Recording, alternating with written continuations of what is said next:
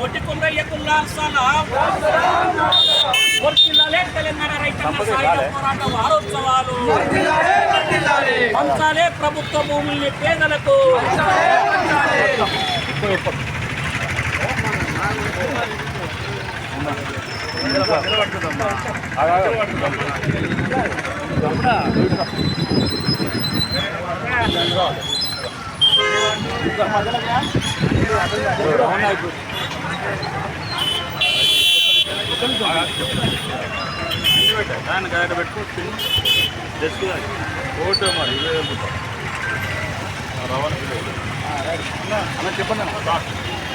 ఈరోజు సెప్టెంబర్ 17 తారీఖున తెలంగాణ రైతాంగ సాయుధ పోరాట వారోత్సవాల్లో భాగంగా ఈరోజు ముగింపు సందర్భంగా జయశంకర్ భూపాలపల్లి జిల్లా కేంద్రంలో సిపిఎం పార్టీ ఆధ్వర్యంలో ర్యాలీ తీస్తూ ఉన్నాం.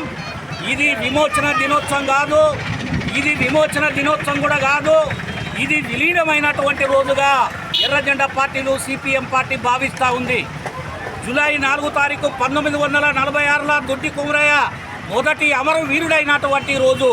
అదేవిధంగా సెప్టెంబర్ 10 తారీఖున ఇసునూరు దేశంకు వ్యతిరేకంగా పంట భూముల్ని కాపాడుకోవాలని పోరాటం చేసి నేల కొరిగినటువంటి సాకలి ఐలమ్మ అమరత్వం మన కన్న ముందు కనపడ్డటువంటి పరిస్థితి ఉంది. ఎర్రజెండా పార్టీల ఆధ్వర్యంలో ఆంధ్ర మహాసభ నాయకత్వంలో 1946 నుంచి 1951 వరకు తెలంగాణ రైతాంగ సాయుధ పోరాటం సాగింది.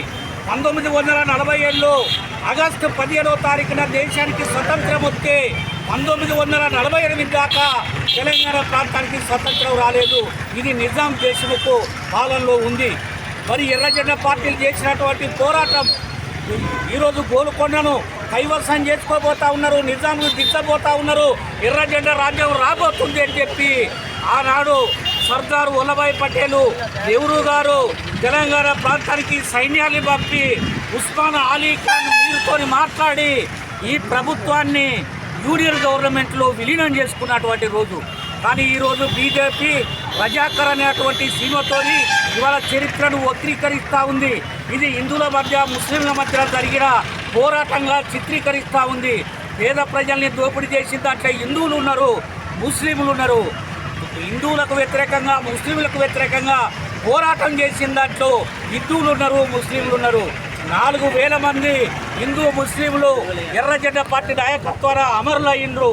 అదేవిధంగా 3000 గ్రామాల్ని విముక్తి చేసినాం. 10 లక్షల ఎకరాల భూముల్ని పేద ప్రజలకు పంచిన చరిత్ర ఎర్రజెండది. కాబట్టి ఈ నేపథ్యంలో ప్రభుత్వాన్ని కోరుతా ఉన్నాం, తెలంగాణ రైతాంగ సాయుధ పోరాటాన్ని అధికారికంగా జరపాలని చెప్పి పేద ప్రజలందరికీ భూములు పంచాలని, ఇంటి స్థలం లేని వాళ్ళందరికీ ఇల్లు జాగాలు ఇవ్వాలని, గుడిసెలు వేసుకున్న పేదలందరికీ ఇంటి పట్టాలు ఇవ్వాలని సిపిఎం పార్టీ ఆధ్వర్యంలో మేము డిమాండ్ చేస్తూ ఉన్నాం. లేని పక్షంలో పెద్ద ఎత్తున ఆందోళన పోరాటాలు సవిచూడాల్సి వస్తుందని ప్రభుత్వాన్ని హెచ్చరిస్తాం.